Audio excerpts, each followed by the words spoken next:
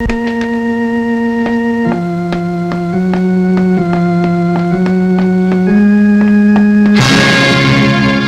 బయటకు వెళ్ళడానికి వీల్లేదు. ఎందుకు వీలేదు? నువ్వు లోకం దృష్టిలో చచ్చిపోయావు. అప్పుడు చావలేదు.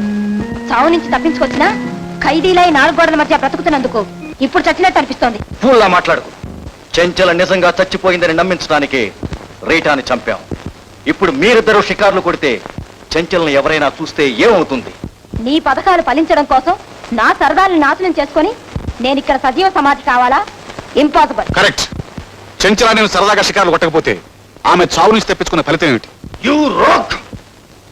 ఎస్పీ గారి అల్లుడువని మాకు ఉపయోగపడతావని ఈమెను నీకు అప్పగించాం. కానీ నువ్వు బెదిరించడం, బ్లాక్ మెయిల్ చేయడం నీకే తెలుసు అనుకోకు.